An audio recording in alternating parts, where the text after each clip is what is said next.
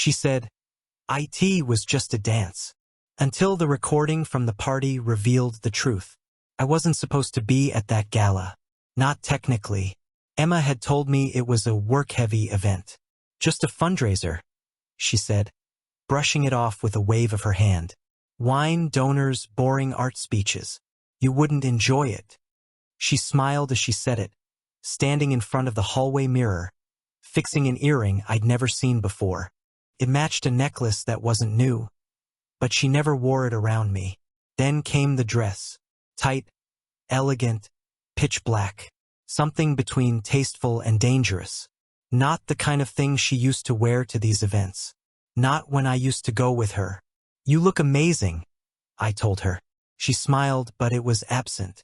"Thanks, babe. I'll be back late, might go to the after party." After party. That word stuck.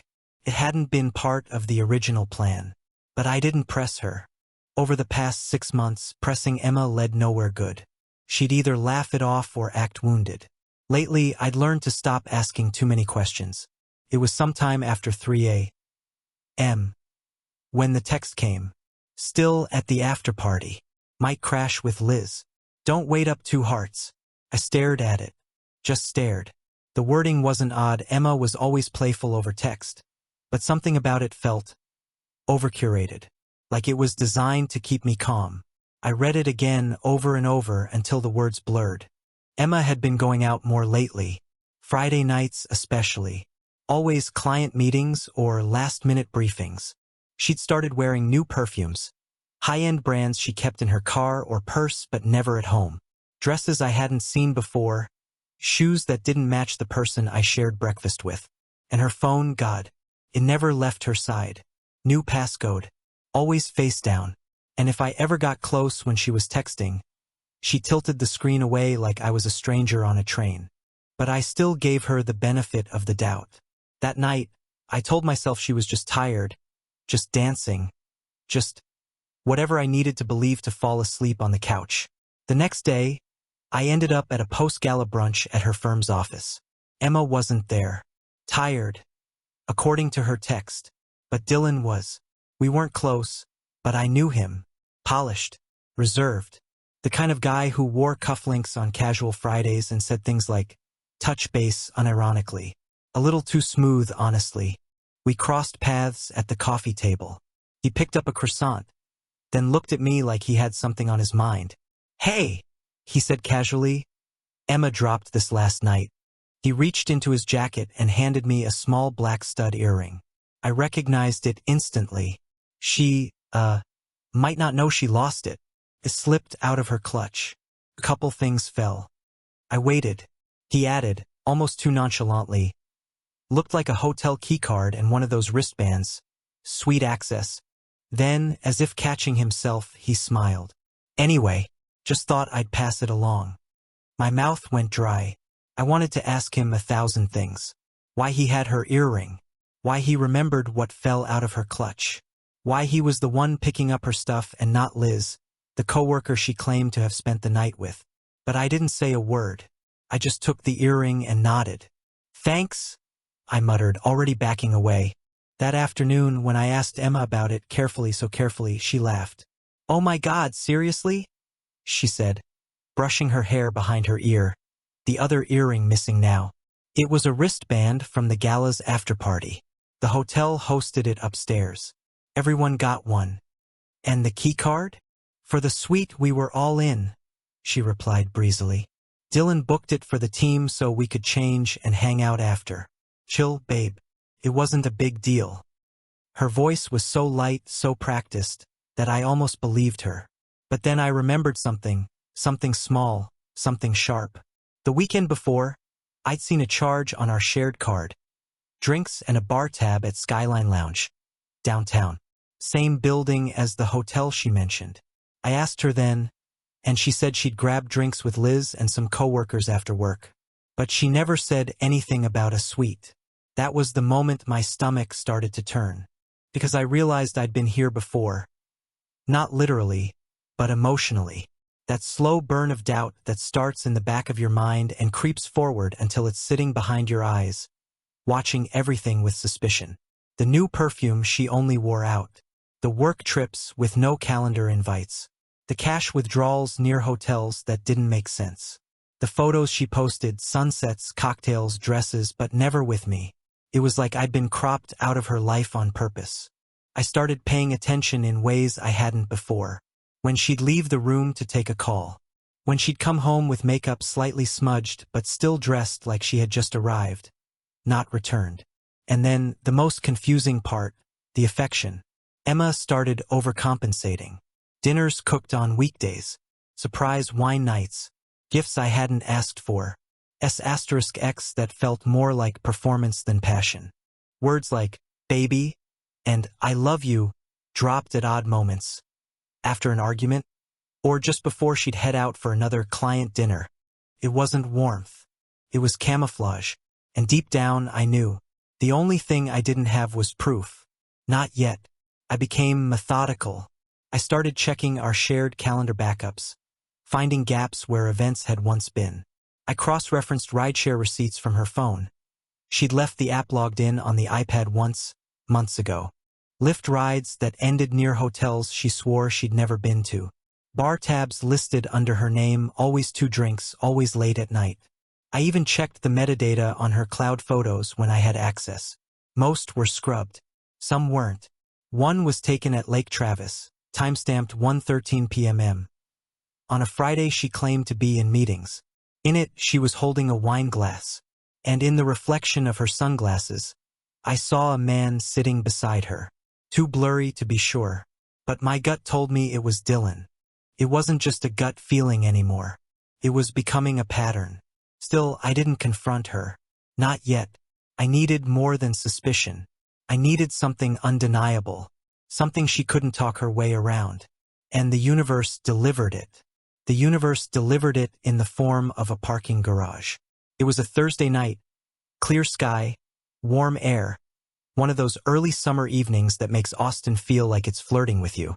Emma had texted that morning to say she'd be staying late for a client dinner, and then swinging by Liz's place for a debrief. Another Liz night. I didn't even bother responding.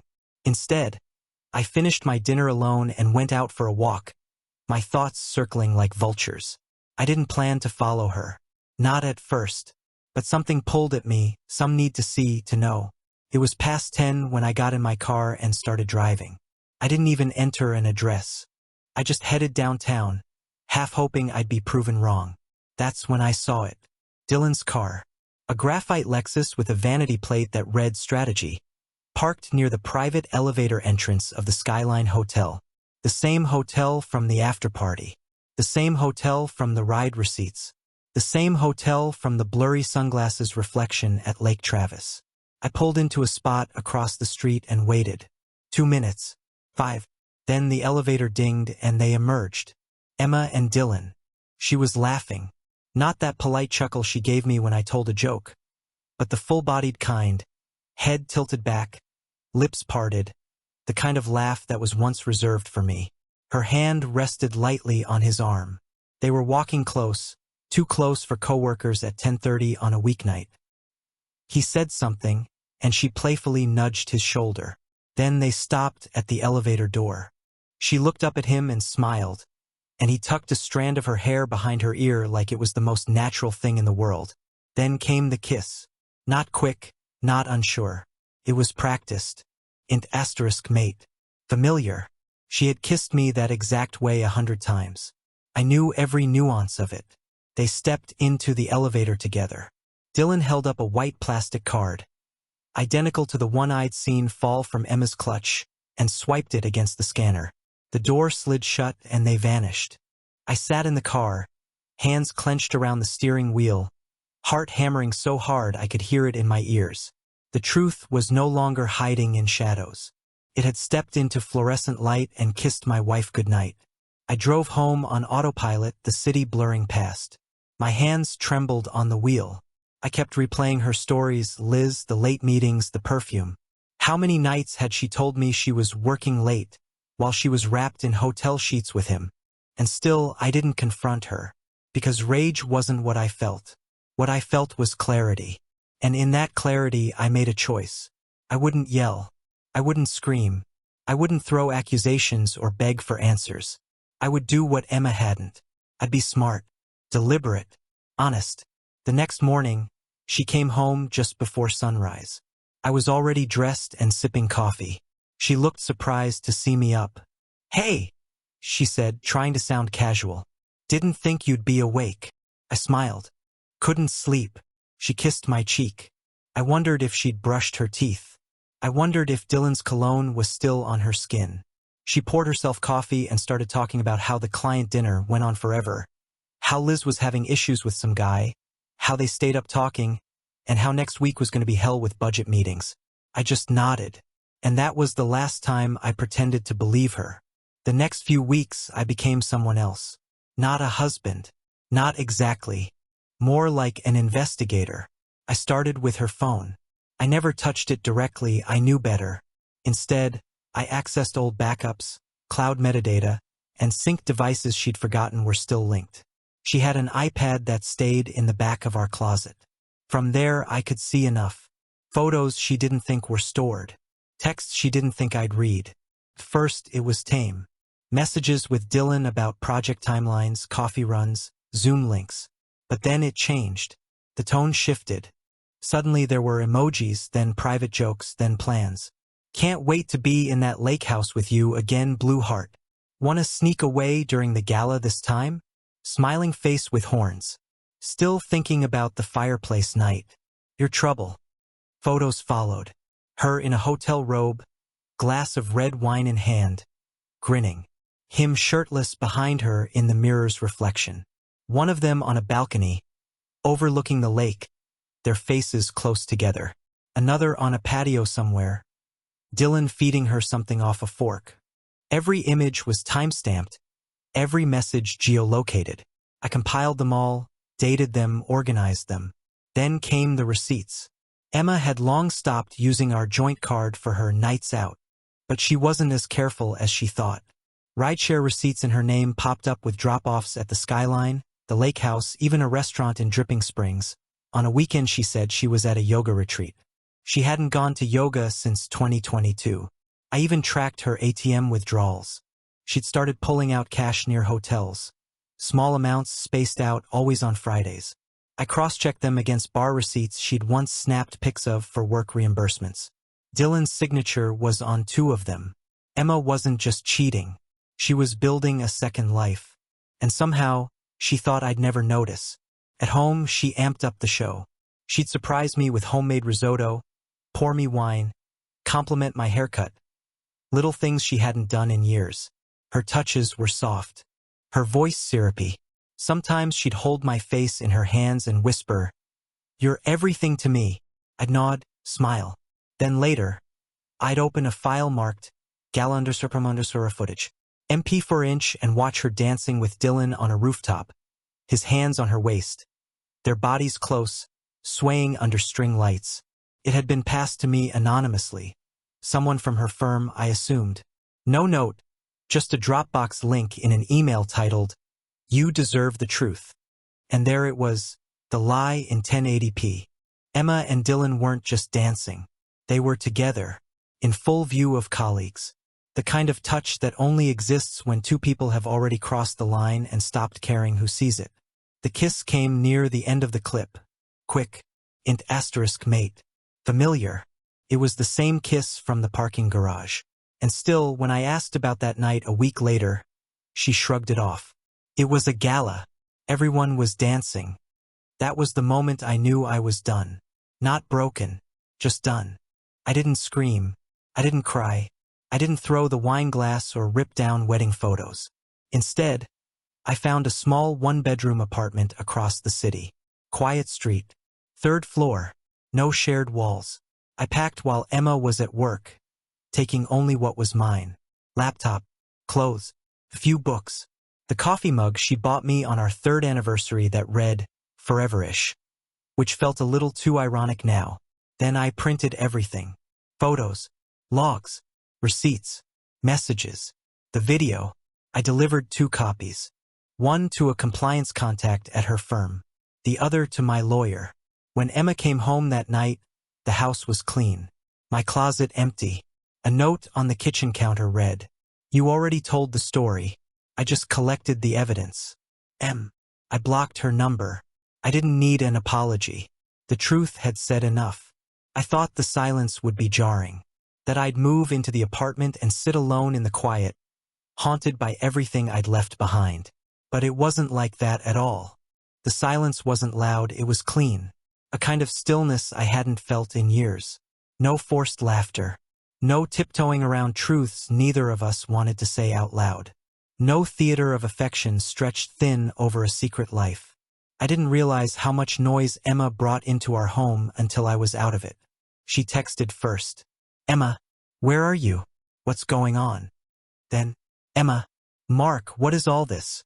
The folder, the video, who sent that to you?" Then she called. 4 times in a row. I didn't answer. I watched the phone buzz until the battery died. That night, I left my phone off. No vibrations. No excuses. I sat on the balcony of my new apartment with a glass of whiskey and just breathed. For the first time in what felt like years, my lungs actually filled all the way. Over the next few days, the fallout began. Not for me, for her. I'd sent the evidence to the compliance office anonymously. Not out of spite, but because it was the right thing to do. Dylan was her direct report. Their relationship violated every HR and ethics policy in her firm. And based on the video footage from the gala, where half the department had been present, it was hard to argue plausible deniability. I don't know the exact sequence of events, but it wasn't long before I heard Dylan had been transferred. Quietly and far away. Emma was placed on administrative review. It's corporate speak for, "We're letting the lawyers figure out how to fire you without triggering a lawsuit." She didn't come home to a husband. She came home to an empty closet and a reputation in freefall. I didn't take pleasure in it. That's not why I did any of this. But I wasn't going to protect someone who had systematically erased me from her life while keeping me around as a prop. She left another voicemail 3 days later. I didn't listen to it. Just watched the transcription scroll across my screen. "Mark, please. I know I hurt you, but can we talk? Just once? I never meant for it to go this far." I deleted it. The truth is, it hadn't just gone that far. It had started that far. And every day she kept it going was a choice. Not an accident, not a lapse, not a moment of weakness. A choice. The lawyer I'd hired made things simple. Thanks to the file I'd delivered, dozens of pages of documentation, the divorce moved fast. Infidelity changed the calculus in Texas. Emma's leverage, legally and financially, was gone. She didn't contest it. No long drawn-out battles. No division of assets that would require mediation. I kept the house. She moved out 2 weeks later. I never saw her pack, but I saw what she left behind. On the last day, when I went back to collect a few boxes, I noticed a small jewelry box on the dresser. Inside was the necklace I'd given her on our 5th anniversary. She wore it on a trip to New Orleans, where we danced in the street to a jazz band under yellow gaslight. I didn't take it with me. Let it stay with the ghost of that version of us. People started reaching out, mutual friends, coworkers, even my own family. At first, it was just polite concern. "Are you okay? Is it true what happened? Should I check in on her?" I kept my answers short. "I'm fine. Yes. No need." A few of them admitted they'd noticed something off between us for a while. That Emma had grown distant, that she seemed distracted. One friend even confessed she'd suspected something with Dylan. I wanted to be angry, but I wasn't. Not really. People don't know what to do with slow-moving wrecks until the crash finally happens. Until then, they just keep driving past. Weeks passed. The apartment began to feel like mine. I bought real plants. Started cooking again. Nothing fancy, just things I liked. I replaced my old coffee table, ditched the rug Emma had picked out, and began filling the bookshelves with titles she used to call too dark. I didn't date. I wasn't ready. And frankly, I didn't miss the noise. What I missed, unexpectedly, were the moments of nothingness. The casual routines. Cooking for two. Folding laundry while music played. Laughing over something dumb on TV. The kind of quiet love that settles into your bones and makes a home feel like a heartbeat. But then I remembered that none of those moments had been real, not in the last year anyway. They were part of the script, a performance, a front row seat to a lie I hadn't known I was living in.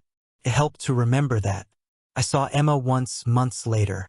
It was a random Saturday at a grocery store in South Lamar. I was pushing a cart of weekend basics, bread, fruit, coffee, and she was in the wine aisle holding a bottle I didn't recognize. She saw me before I saw her. "Mark," she said, soft and cautious, as if saying my name might set something on fire. I stopped, looked at her. I didn't feel anger or longing, just distance, like looking at someone you used to know in a different lifetime. She looked tired. Her hair was longer, pulled back. No makeup. Her voice didn't have its usual edge. And the confidence she used to wear like armor was cracked. I nodded. "Hey." For a second, it felt like we were going to do the whole awkward small talk thing. Ask how work was. Comment on the weather. Pretend we were people we weren't. But I didn't move. And neither did she. She set the bottle in her cart. Looked down. Then looked at me again. "I'm sorry," she said. It wasn't loud or performative. It was the kind of apology that comes when there's nothing left to fix. When it's not about being forgiven, but about being heard. I gave a small nod. Not a yes. Not an "I forgive you." Just that I'd heard her. Then I turned, walked to the register, and left. That night, back at the apartment, I sat on the couch and stared out the window for a long time. Not sad. Not lost. Just aware. Aware of what had ended, yes, but also of what hadn't. My capacity to trust? Still there. My ability to love? Untouched. Emma hadn't broken those parts of me. She had only removed herself from the story I thought we were writing together. It hurt. Of course it hurt. But the story didn't end there. It just stopped being about us. And started being about me. There's a moment, quiet and unremarkable, where healing sneaks in. For me, it happened while folding laundry. Not the dramatic kind of moment people write about. No revelations or grand symbols. Just me, in my apartment, matching socks and humming a song I hadn't heard in years. That's when it hit me. I hadn't thought about Emma in days. Not actively, anyway. She wasn't gone from my mind completely, but her presence had dimmed. She'd become more like background noise, the kind you stop noticing until it's finally gone. I stood there, a pair of socks in my hand, realizing I'd gone nearly an entire week without replaying the kiss in the parking garage, or the lies about Liz, or the messages with Dylan. I'd gone days without checking if she'd posted something cryptic or if anyone had mentioned her name. It was small, but it was something. I started saying yes to things again. Dinner with coworkers, trivia nights, weekend drives with no destination. I joined a local community board, something Emma used to mock as suburban dad energy. Turns out, it felt good to care about things that had nothing to do with performance reviews or wine pairings. I also started seeing a therapist. It wasn't about fixing something broken, I wasn't shattered. But I needed space to unpack everything that had happened. I needed to make sense of why I ignored the signs for so long, why I stayed quiet, and why part of me still missed the idea of her even after everything she did. The therapist, Dana, never pushed. She asked questions and let silence fill the space in between. And in that space, I found words I didn't realize I'd been holding back. One session, I said something I didn't even write in my journal. I think the betrayal wasn't just about her being with someone else. It was about how confidently she looked me in the eyes while doing it. Dana nodded. That was it. The part that lingered. Emma didn't confess. She didn't crumble under the weight of her guilt. I had to dig for the truth. I had to piece it together like a stranger trying to reconstruct a life that had already been stolen. She didn't just cheat. She lied every single day with conviction. And even now, knowing all of that, there were mornings when I'd wake up and miss her hand reaching for mine. Her coffee order scribbled on a sticky note. The way she used to slide into the passenger seat and say, "Drive until the road runs out." That was the part therapy helped with. Forgiving yourself for what you miss, even if what you miss hurt you. 3 months after the divorce finalized, I ran into Liz. Yes, that Liz. The coworker Emma always used as her go-to alibi. It was at a tech mixer, one of those awkward, slightly too casual networking events where everyone pretends to be more relaxed than they are. I was talking to a vendor about cloud migration when I heard my name. Mark. I turned and there she was, Liz, holding a drink, hair shorter, face uncertain. She looked like someone mid-apology without the words. Hey, I said neutral. Didn't expect to see you here. She looked down at her glass. Yeah. I work with one of the sponsors now. Different firm. A beat of silence. Then she added, I wanted to say something. Back then, I knew about them. I didn't flinch. I just nodded. I didn't know everything, she continued quickly. But I knew enough. Emma used my name. A lot. She always made it sound innocent. Like you were too jealous or didn't understand her work hours. I went along with it because I didn't want to cause drama. I said nothing. But when the video came out, the gala one, I realized how much I had helped her lie. I'm sorry, Mark. I really am. She looked sincere and tired, and maybe a little like someone who'd been burned too, just in a different way. I appreciate you telling me, I said finally. Then I walked away, not out of rudeness, but because I didn't need anything else from her. She wasn't part of my life anymore. Neither was Emma. And the apologies, sincere or not, weren't going to make the past lighter. It was around that time I started running again. I hadn't laced up my shoes in over a year, but one morning I woke up before sunrise and felt restless. The apartment was quiet. The streets were still asleep. So I ran. No destination. No tracker. Just footfalls and breath and the rhythmic pulse of something real. Running became a kind of meditation. A way to shake the tension from my bones. When I ran, the lies faded. The images, the sounds, all of it got left behind on the pavement. One morning, after a longer than usual route, I stopped at a corner cafe to catch my breath. That's when I met Claire. She was sitting outside, laptop open, messy ponytail, oversized sweatshirt, iced coffee nearly melted. She looked up as I stretched near her table. You okay? She asked. I blinked. Yeah, just ran further than I meant to. She smiled. You look like you're about to pass out. I laughed for the first time in weeks. She pointed to the seat across from her. Sit before you collapse and make me feel morally responsible. I took the offer. We talked for 20 minutes. Nothing heavy, just books, music, podcasts. When I finally stood to leave, she offered me a napkin with her name and number. Not pushy, not flirty, just kind. I didn't call her right away. Took me a week. But when I did, we met again. And again. Slowly. Carefully. No declarations. No pressure. Just two people finding comfort in conversation. Claire knew about Emma early on. I told her by the third time we met. I didn't want to hide anything. I didn't want to start something with secrets again.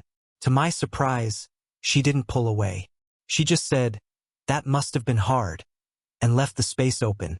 With Claire, there was no performance. No unspoken script. We didn't pretend to be further along than we were. Some nights we'd just share coffee and sit in silence. Other nights we'd laugh until we forgot what time it was. She never asked for more than I could give. And that, ironically, made me want to give her more. Not right away, but eventually. There's a drawer in my apartment I haven't opened in months. It holds the last remnants of my life with Emma. Receipts, photos, the necklace, the printed out texts I gave my lawyer. I don't open it out of avoidance. I keep it closed because I don't need it anymore. It's not evidence now. It's just paper. And one day maybe I'll throw it all out.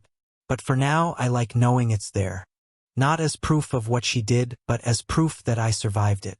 The thing they don't tell you about betrayal is how it reshapes you. Not in the obvious ways. Yes, you become cautious. A little more skeptical. You read silences more carefully. You look for patterns in people's eyes. But more than that, you learn something about yourself. You learn what you'll stand for, what you'll walk away from, what parts of your soul are soft and what parts are steel. For me, I learned that silence can be healing. That walking away isn't weakness. It's wisdom. And that sometimes the bravest thing you can do is not fight. Just leave. not to punish them, but to protect you. About 6 months after everything unraveled, I found myself standing in front of our old house. Not on purpose. I'd taken a different route home after work, avoiding traffic, chasing a sunset, and found myself 3 blocks away before I even realized it.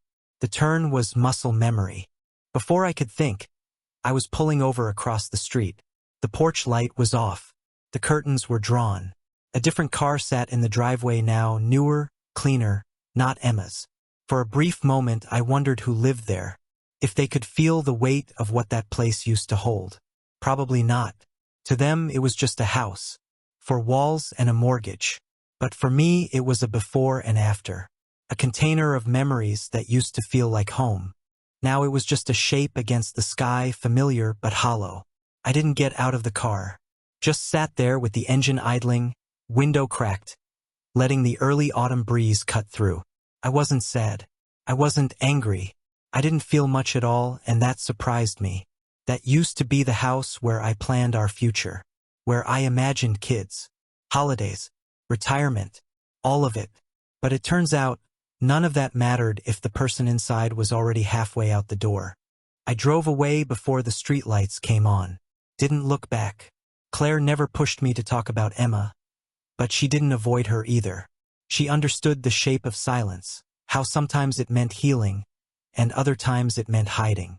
On the nights when the weight got too heavy, she never asked me to explain. She just listened, held space, and made it clear that I didn't have to carry it alone. "I'm not asking you to be over it," she told me once. "I'm just asking you to be honest about where you are." That stuck with me, so I tried. I told her the parts that were hard to say out loud, like how I still flinched when my phone buzzed unexpectedly, or how sometimes I'd second-guess simple things, like whether someone's kindness was real or just a prelude to disappointment. I told her about the night I saw Dylan's car at the hotel, about how surreal it was to witness something you've only imagined and feel both relief and devastation at the same time. "I knew," I said, "but I didn't know, until I saw it with my own eyes." Claire nodded like she'd felt that too in her own life. Maybe she had. We never labeled what we were. Not right away. We met up. We shared pieces. We laughed a lot. Sometimes we touched, sometimes we didn't. The point wasn't speed or milestones, it was ease. I didn't feel like I was being studied or managed. I felt seen. And gradually, I stopped expecting the ground to give out from under me. One Sunday morning, we were sitting on her fire escape with mugs of lukewarm coffee, watching pigeons argue over crumbs. She turned to me and said, "You don't apologize for taking up space. That's rare." I wasn't sure what to say, so I just smiled. But inside, something nodded. Because for the longest time, I had apologized for taking up space. For asking questions. For needing reassurance. For wondering if my instincts were paranoia or self-protection. Emma used to call me intense whenever I brought up something that felt off. "You overthink everything, Mark?" she'd say, smiling like it was endearing. Like I was a child poking around where I didn't belong. Turns out I wasn't overthinking. I was paying attention. Eventually, I did open the drawer. The one with all the old evidence, photos, logs, texts, receipts. It had sat untouched for nearly a year, like a sealed vault in the corner of my life. I laid everything out on the table, one by one. Not with anger, not with grief, but with curiosity. I wanted to see it for what it was, not what it meant. There were hotel receipts with timestamps that overlapped with team dinners. There were rideshare logs that put her within blocks of Dylan's condo on weekends. She told me she was visiting her sister in Houston. There were selfies that didn't include me, taken on days I remembered us fighting, usually followed by sudden affection and apologies. It was all there, tangible, organized, measurable, but it didn't own me anymore. So I boxed it up. And this time, instead of locking it away again, I walked it down to the dumpster. No dramatic flair, no fire, just quiet disposal. Because closure isn't always about confrontation. Sometimes it's about choosing what you're no longer willing to carry. Around that time, Claire invited me to a wedding. One of her college friends. Destination event. Lake cabin venue. String lights, fire pits, that kind of thing. I hesitated. Weddings used to be hard for me. Watching people promise forever in front of an audience made me think of our vows. How Emma looked me in the eye and said all the right things, even as she was already capable of betrayal. But Claire knew. She didn't push. Just said, "If it's too much, it's okay. But if it's not, I'd like you there." I went. Not for the ceremony or the dancing or the photos, but because I wanted to prove something to myself. That love didn't always end in ash. The weekend was beautiful, and hard, and healing. I sat next to Claire on a wooden bench overlooking the water, listening to two strangers promise to try, to stay, to choose each other every day. No guarantees, just intention. And I didn't feel bitter. I didn't feel like rolling my eyes or muttering, "Good luck." Instead, I thought about how fragile all of it is. How trust isn't a fortress. It's a bridge, and sometimes it breaks. But that doesn't mean you stop walking. Emma emailed me once, not long after the divorce was finalized, but long enough for the dust to settle. The subject line was blank. The message said, "I've started over. I hope you have too. I don't expect forgiveness. Just wanted you to know that I see everything clearly now. You deserved more than I gave you." I didn't reply, not because I was angry, but because I had nothing left to say. She was right about one thing. I deserved more, and I was finally giving that to myself. The last time Claire and I walked around Town Lake, we passed by a couple arguing on a bench. I couldn't hear what they were saying, but their body language told the whole story. Hands flying, eyes darting, pain thick in the air between them. Claire watched for a second, then looked at me. "Do you think they'll be okay?" she asked. I thought about it, then said, "Only if they're telling the truth." She nodded like that made sense, and we kept walking. Here's what I know now. You can love someone and still leave them. You can be kind and still protect yourself. You can forgive without reopening the door. Emma wasn't a monster. She was a person who made choices repeatedly and with awareness. Choices that betrayed the vows we made. Choices that destroyed the foundation we built. But her actions don't get to define my future. They don't get to shrink my heart or cage my hope. They don't get to write the last page. That's mine now. Claire and I took things slow. No pressure, no expectations, just presence. One night, she said, "You don't have to be okay every day." And I believed her. I stopped comparing her to ghosts.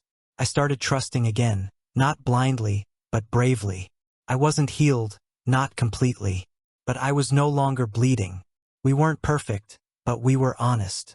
And that was enough. Months later, I realized I hadn't thought about Emma in weeks. Her name no longer stung.